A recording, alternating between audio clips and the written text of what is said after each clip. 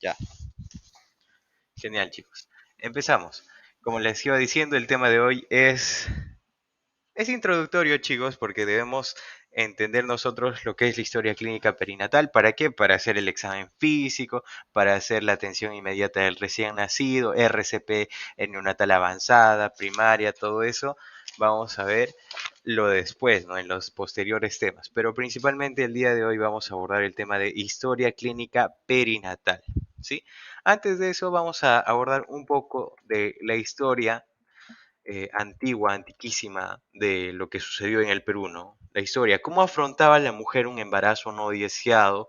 En la época hablamos de los 70s, los 80s, aquí en el Perú. ¿Alguno tiene una idea, chicos, chicas? ¿Saben qué es esto? ¿Alguno de ustedes? Puede escribirlo por el Meet o puede activar su micro si desea. ¿Saben qué es esto? Palito de tejer. Exacto, son palitos de tejer, ¿no? Muy bien. Y al costado está el muy conocido ya por el área médica, ¿no? El misoprostol. En este caso, ¿qué tiene que ver el misoprostol y los palitos de tejer? En los años 70 u 80, lo que sucedía, cómo afrontaba la mujer andina el embarazo.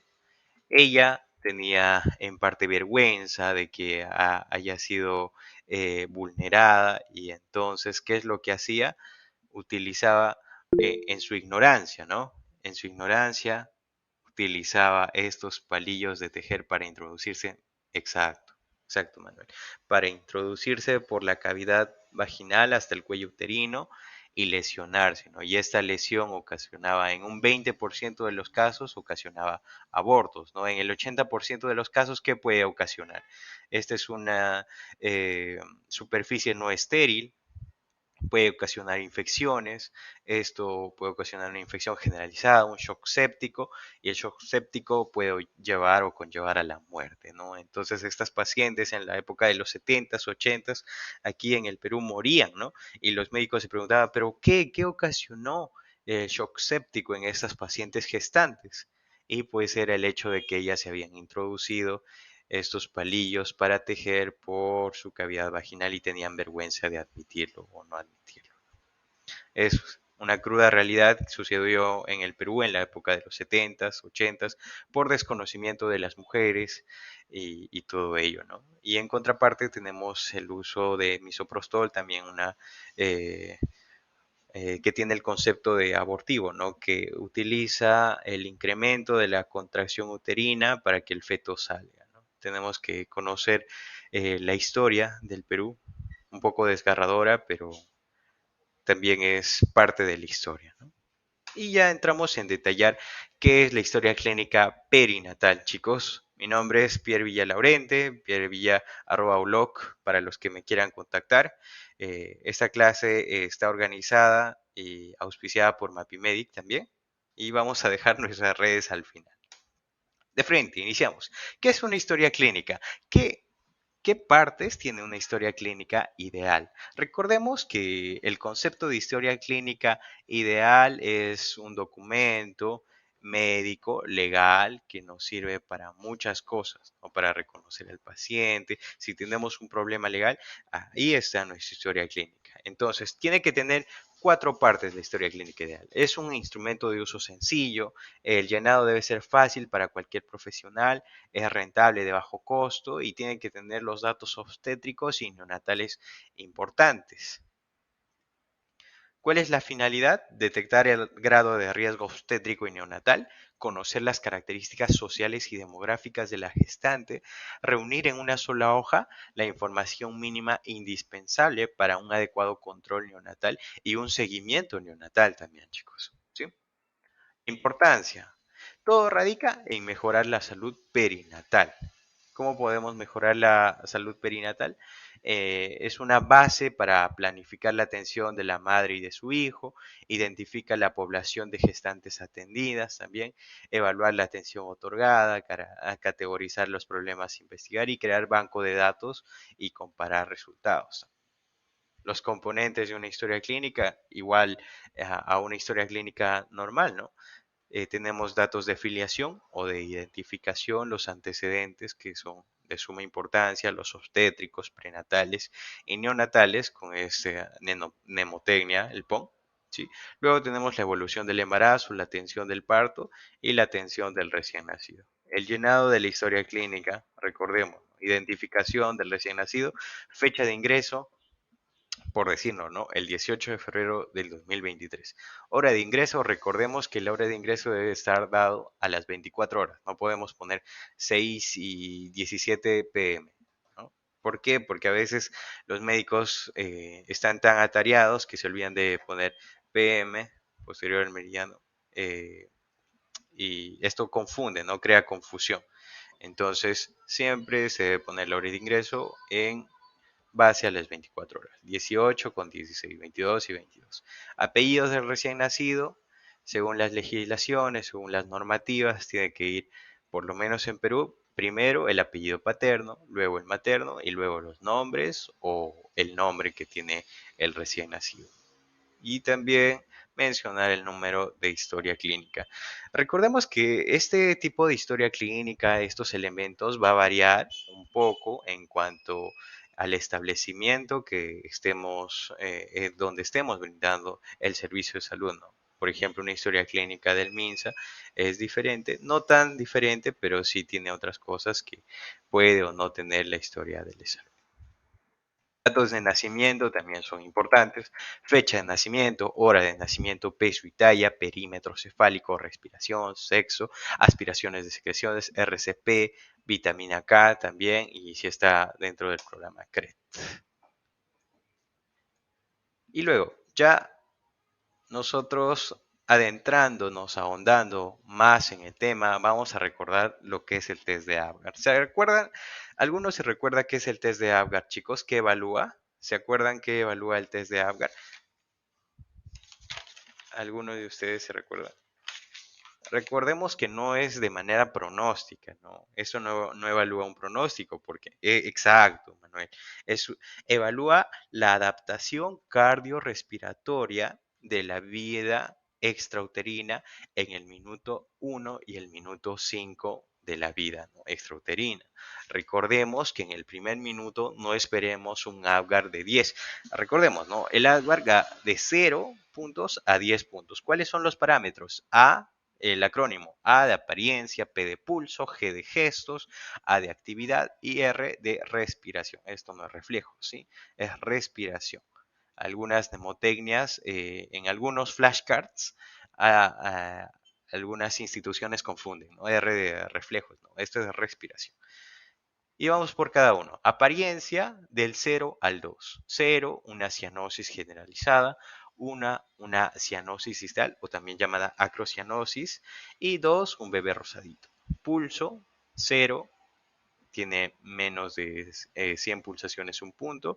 Y más de 100 pulsaciones, 2 puntos. En gestos, sin respuesta, 0 puntos. Mueca y llanto débil, 1 punto. Y llanto, tos y estornudos fuertes, vigorosos, 2 puntos. En actividad, en caso de que el recién nacido esté flácido, en caso del recién nacido esté flexionado, un tono bajo, 1 punto. Y en caso de que sea un tipo normal, un tono normal, es 2 puntos en cuanto a la actividad. Y en cuanto a la respiración, ausente, 0 puntos, ¿no? Uno, lenta e irregular, ¿no? Esto podemos evaluarlo con nosotros con nuestro estetoscopio, ¿no? Nosotros evaluamos con el estetoscopio si la respiración está lenta y irregular, ponemos 1. Si está ausente, con o sin estetoscopio, igual 0. ¿No? Y 2, si está fuerte y también de manera regular. La puntuación va de 7 a 10 en caso de buena vitalidad, asfixia moderada de 4 a 6 y asfixia severa de 0 a 3. Recordemos que al primer minuto y al quinto minuto se hace el test de Apgar. Al primer minuto, chicos, no esperemos un Apgar de 10 porque es imposible. Está pasando de la vida intrauterina a la extrauterina con la adaptación de los órganos como el corazón, los pulmones y todo ello, ¿no? Entonces no esperemos un Apgar de 10. el recién nacido siempre sí o sí va a nacer un poco cianótico, ¿no? Entonces esperamos un Apgar de 9, 8 y esto es normal. Antecedentes maternos que tenemos que tener en cuenta siempre: nombre, DNI de la paciente, domicilio y localidad. Aquí tenemos que hacer énfasis en la exactitud y también en una referencia a la localidad para hacer posterior seguimiento y también para hacer posteriores visitas médicas domiciliarias. 3, teléfono, edad en años cumplidos. 5, grado de instrucción, años aprobados en cuanto al grado de instrucción. Estado civil, casada, soltera, divorciada, conviviente. Si tiene algún método anticonceptivo o tenía un método de anticoncepción. Fecha de última regla, edad gestacional, vacuna antitetánica. Aquí también podemos añadir, ¿no? Vacuna de sarampión, rubiola de la madre, si ha tenido alguna malformación, si tiene algún grado de retardo mental, hábitos nocivos, ¿no? Como pueden ser el alcohol, drogas, entre otros, ¿no? Drogas ilícitas. Fórmula obstétrica. Esto es un tema muy importante, chicos. Esto quizás sea el tema que sí o sí tenemos que saber en cuanto al examen clínico o la historia clínica perinatal. BDRL, pruebas serológicas, HIV, grupo y factor RH pensando en una posible eritroblastosis fetal, ¿no? Una incompatibilidad de madre-padre, ¿no? Y controles prenatales, recordemos que en cuanto más controles prenatales, va a ser mejor el pronóstico del recién nacido. Y llegamos a la cumbre del tema de hoy, dentro de la historia clínica perinatal. Lo que sí o sí debemos saber aquí es Gesta-Para, ¿no? La fórmula obstétrica. G está y para. Recordemos esta mnemotecnia. G va a ser, al costado de la G vamos a poner el número total de embarazos. Al costado de la P va a tener cuatro cuadritos. En el primero va a ser el número de recién nacidos a término, el segundo número de recién nacidos prematuros, el tercero número de embarazos frustros y el cuarto número total de hijos vivos. Podemos recordarla con una mnemotecnia llamada te prendo fuego vivo, ¿no? Te a término, pretérmino, fuego de frustros y vivo de número total de hijos vivos. Y recordemos que la suma de los tres primeros tiene que ir en el casillero de la izquierda, al número total de embarazos.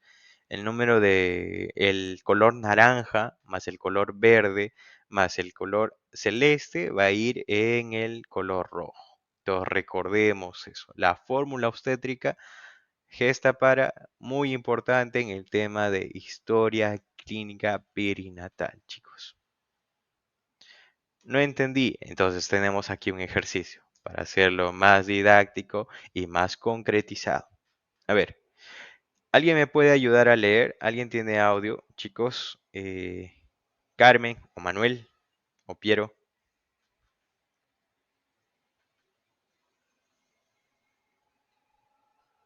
o Anthony, Arturo, Jonathan.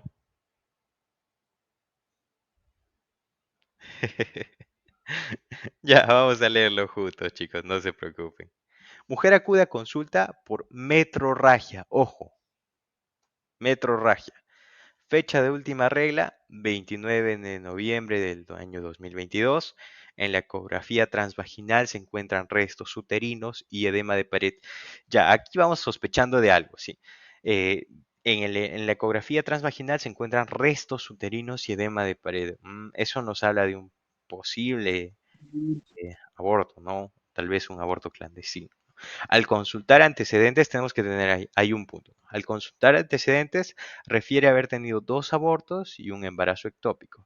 Tiene un niño de 2 años, producto de un parto a término, y una niña de 9 meses que nació a las 34 semanas de gestación. Entonces, hagamos el ejercicio, chicos. Voy a salir de aquí. Entonces, a ver, aquí, en este punto. Aquí, ¿qué habíamos dicho que debemos mencionar? Término, ¿no? Número de recién nacidos a término. Término, hablamos de 37 semanas en adelante, o sea, 37 a 42 semanas. Pretérmino, recordemos que es menos de las 37 semanas. Número de embarazos frustros que va en este recuadro va a ser los catalogados como abortos, legrados y todo ello, ¿no? Y número total de hijos vivos, valga la redundancia, hijos vivos. Entonces, empezamos. Número de recién nacidos a término. Te dice, al consultar antecedentes, refiere haber tenido 2 abortos y un embarazo ectópico. Tiene un niño de 2 años producto de un parto a término. Aquí ya nos menciona, tiene un niño de 2 años de un parto a término. Entonces, parto a término, ¿cuándo ponemos? Uno. Muy bien. Muy bien, acá es uno. Está bien. Luego, pretérmino. Tiene un niño de 2 años, producto de un parto término, y una niña de 9 meses que nació a las 34 semanas. ¿Cuál es el punto de corte de término a pretérmino? Las 37 semanas. Menos de 37 semanas es pretérmino. Entonces, en esta categoría va pretérmino. La niña de 9 meses. Entonces, uno, uno. Hasta ahí estamos. Ya, listo. Luego de esto, nos dice, al consultar, refiere haber tenido 2 abortos y un embarazo ectópico. En este caso, han sido número de embarazos frustros. Los 2 abortos, aquí van, en esta categoría, en este recuadrito, ponemos 2 más un embarazo ectópico también ha sido, ¿no? Entonces, 2 más uno, 3 en total. Muy bien.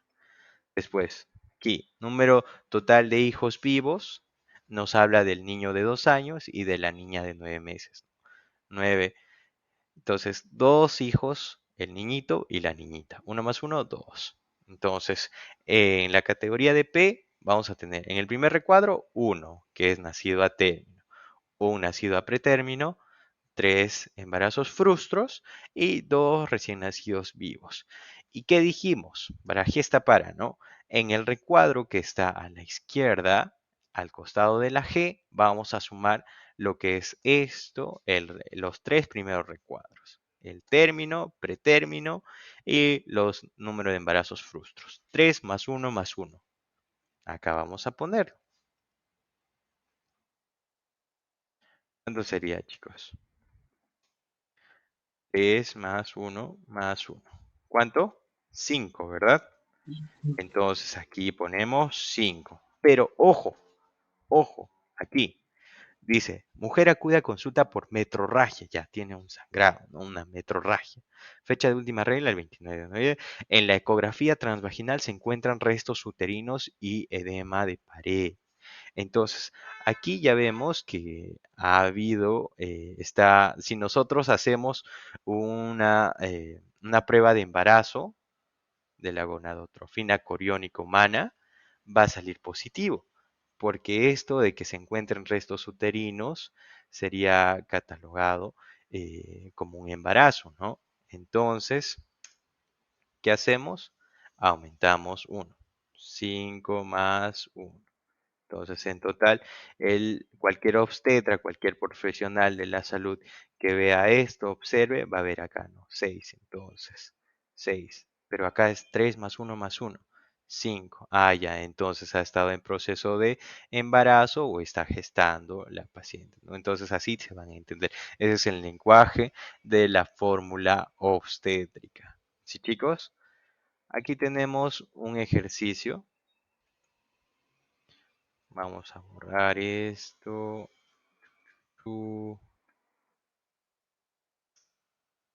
Y listo. 0, 0, 0, 0, 0. Pueden ver mi pantalla, ¿verdad, chicos? ¿Se ve la pantalla? ¿Sí? Ya. Esto, chicos, va a ser para ustedes el ejercicio. Les voy a dar 2 minutos. Ahora son las Sí, 10. sí se ve la pantalla, no hay problema, se ve la pantalla todo, Genial. solamente... Ajá, tranquilo nomás. 10:43 hasta las 10:45 para que ustedes lo resuelvan. Sí, chicos, gesta para. Ya saben, el primer recuadro es para los embarazos recién nacidos a término. El siguiente recuadro al costado de la P de color verde sería pretérmino, número de embarazos frustros y número total de hijos vivos. Y la suma de los 3 primeros, del naranja, del verde y del celeste, va a ir al costado, en la G, en el cuadro rojito. A ver, tienen hasta las 10:45 para resolverlo. Sí, chicos, ahí lo mandan por el enlace del Meet, por el chat del Meet, los que desean. Sí, les doy tiempo.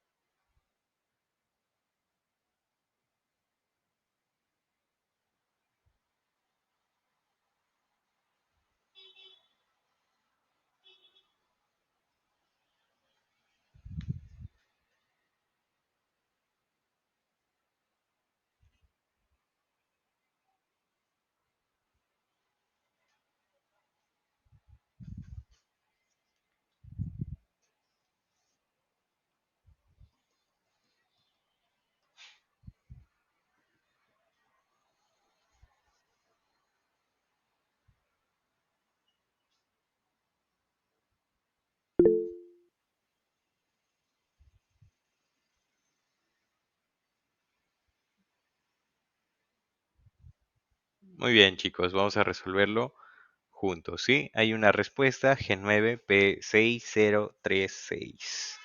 A ver, chicos, todos estamos para aprender. Por favor, si nos equivocamos, mejor, porque vamos a entenderlo cuando lo resolvamos, ¿sí? Ya. Nos habla una mujer de 67 años, natural de Huancavelica, diagnosticada con cáncer de cuello uterino, acude a control. Al preguntar sus antecedentes, refiere tener 9 hijos, 6 mujeres y 3 varones, sufrió de aborto recurrente, no dice cuántos, dos de los cuales, ahí te dicen, ¿no? Dos de los cuales fueron incompletos y uno completo. Todos sus partos fueron a término. Entonces, ya. El primero, ¿cuál era? Te prendo fuego vivo, ¿no? Te prendo fuego vivo. Te, término. Pretérmino. Fuego frustros y vivo, número de hijos vivos. A término, ¿cuántos hijos ha tenido? Dice, refiere a tener 9 hijos. Entonces ponemos 9 hijos a término. Todos sus partos fueron a término. Entonces ponemos 9 hijos a término. Hasta ahí estamos. Muy bien. Pretérmino. No nos habla de ningún pretérmino porque acá nos hace énfasis en que todos sus partos fueron a término, acá cero. Muy bien. Luego, aquí va. Te prendo fuego vivo. Frustros. Hablando de frustros, a ver cuántos son.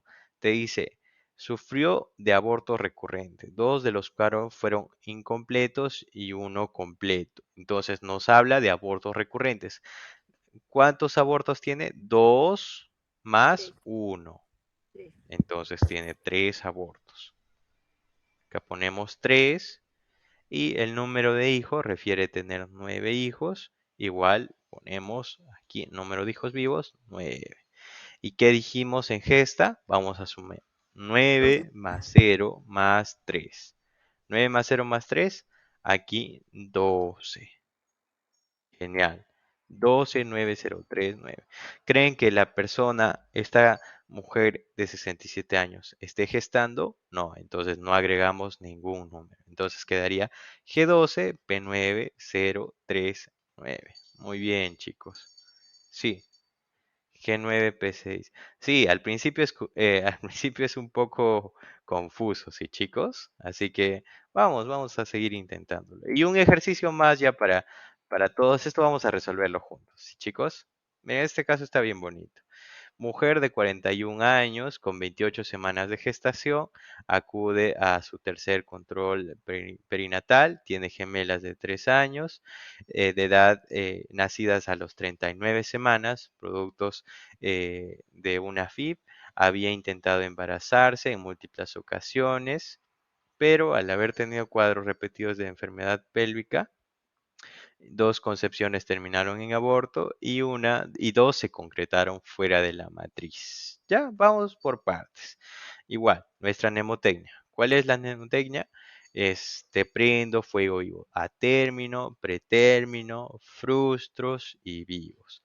A término, te dice que tiene gemelas, 3 años de edad. Gemelas, ¿cuántos habla de gemelas? Gemelas habla de dos, ¿verdad?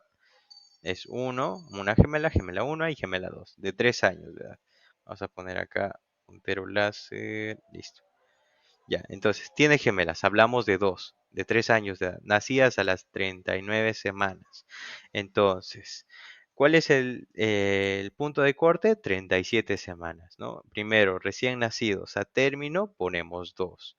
Pretérmino nos habla que habían intentado embarazarse en múltiples ocasiones, pero haber tenido cuadros repetidos de enfermedad pélvica inflamatoria. Dos concepciones terminaron en aborto y dos concretaron fuera de la matriz.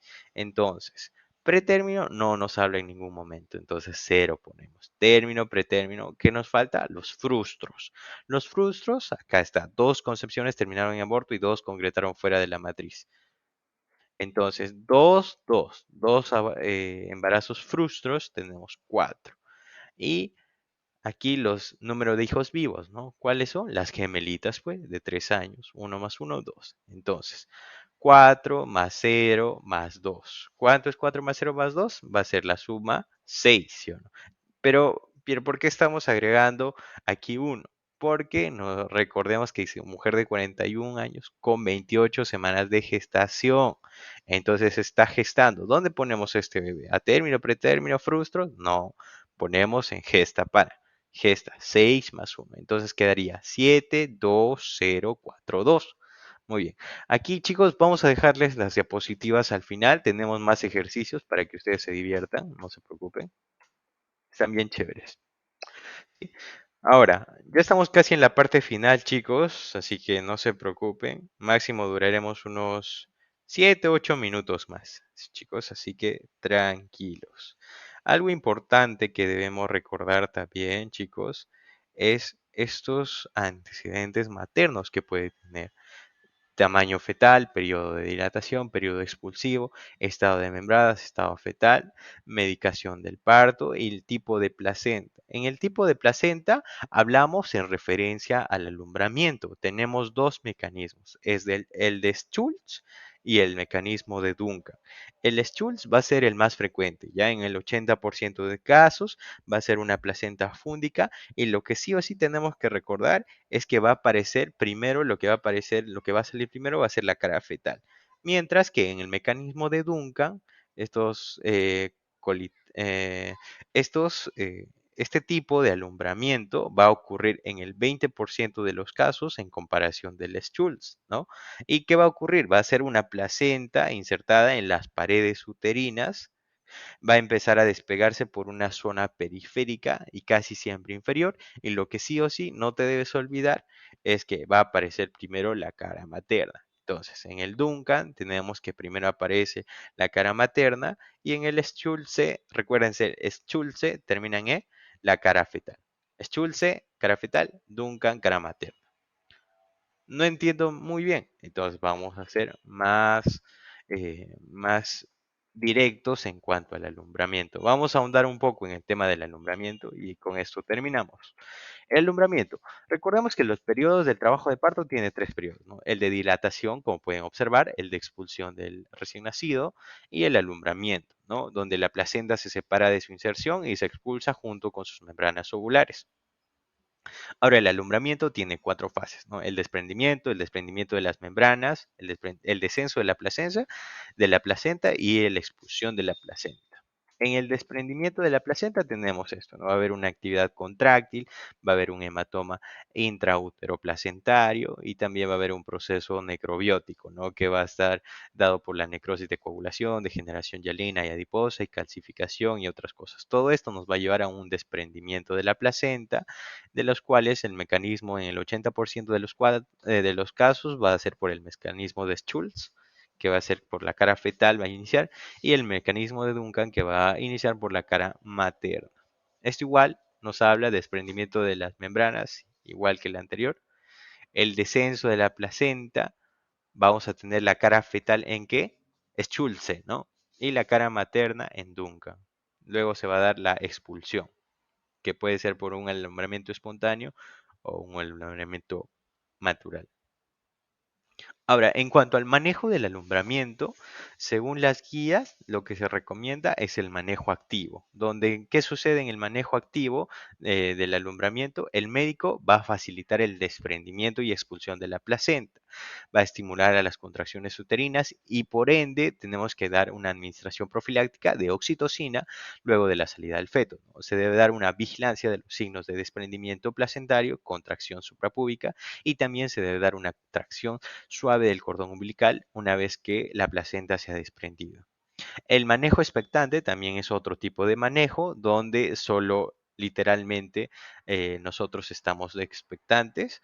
Va a ser un desprendimiento de la placenta que va a ocurrir sin intervención médica, ¿no? Esto, bueno, no se recomienda. Lo que se recomienda en las guías, en el MINSA, es el manejo activo, ¿no? Y también hay un tercer manejo que es la extracción manual de la placenta, donde el médico introduce la mano, como pueden observar, dentro de la cavidad uterina para lograr la separación placentaria desde la pared uterina. Y recordemos que esta maniobra es dolorosa, ¿no? Y no produce ningún beneficio, solo sí o sí cuando vamos a reservar esta técnica para cuando se produce una retención de placenta. Entonces recordemos que debemos hacer el manejo activo, el manejo expectante es que el cordón umbilical no se liga ni se corta, esto es de forma natural. El manejo activo es lo indicado y la extracción manual cuando se produce una retención de la placenta. Esto es lo que les hablaba, el mecanismo de Schultz, el mecanismo de Duncan en cuanto al alumbramiento. El de Schultz, recordemos, 80% de los casos. Duncan, 20% de los casos. Aparece primero la cara fetal en ese Schultz y Duncan aparece la cara materna. Vamos a ver un video súper corto.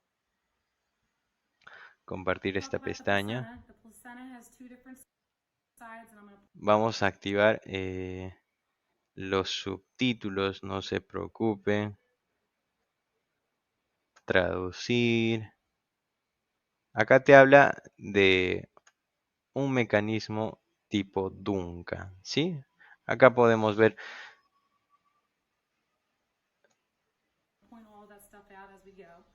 And this is a real placenta newly delivered from a patient. We're going to start here. This side is called Duncan side of the placenta.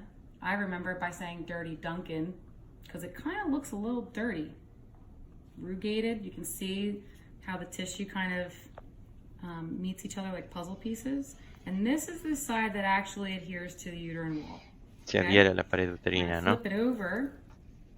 This is not the other side because we have a sac here.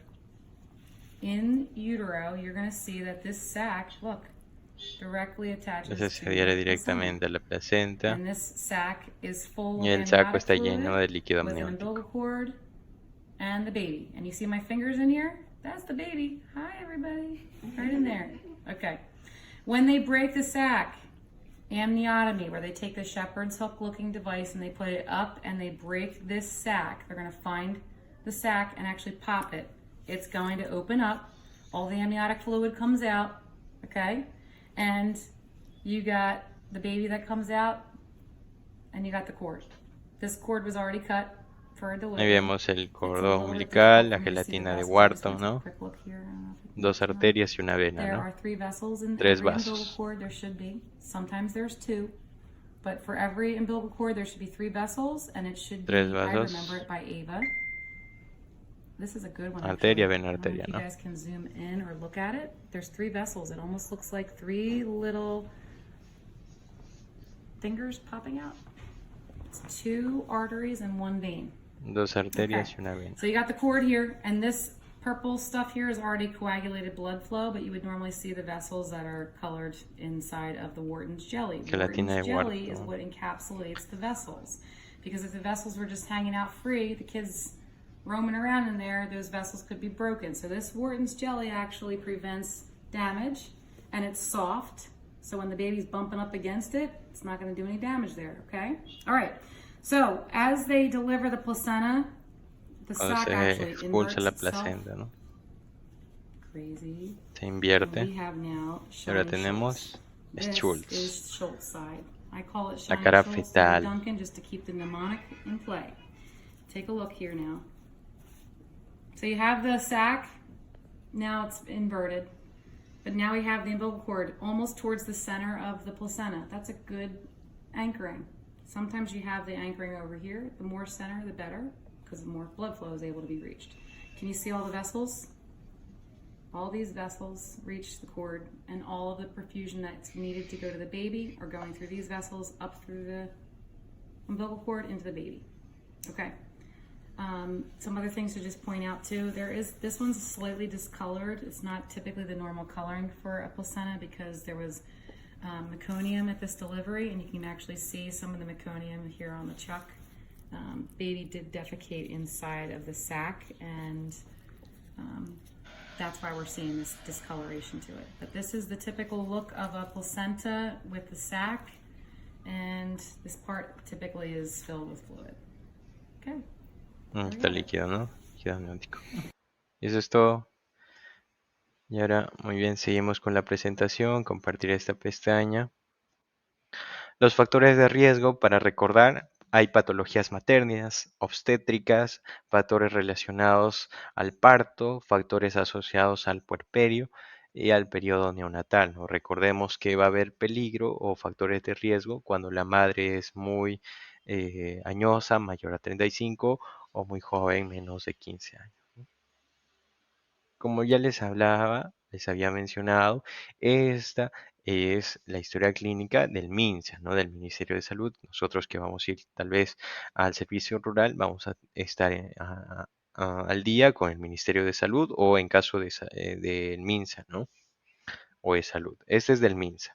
Recordemos que los recuadritos amarillos, vean que algunos están pintados de amarillos y otros de rojitos. Los cuadritos amarillos van a significar alerta. Y en cuanto a los cuadritos rojos, van a significar que requieren seguimiento continuo. Por ejemplo, ¿cuál? Aquí están los datos de filiación, lo que ya habíamos hablado, autogenerado, estudios, analfabeta. ¿Por qué es importante los estudios resaltar? Por nosotros la forma en comunicación, cómo vamos a comunicarnos con la madre. Por ejemplo, no es igual si vamos a comunicarnos con una persona que ha estudiado secundaria, superior o una persona analfabeta también, según estas indicaciones, tenemos que tener en cuenta, ¿no? La edad también es algo que requiere seguimiento continuo, menos de 15 o mayor a 35, ¿no? Igual, los antecedentes obstétricos.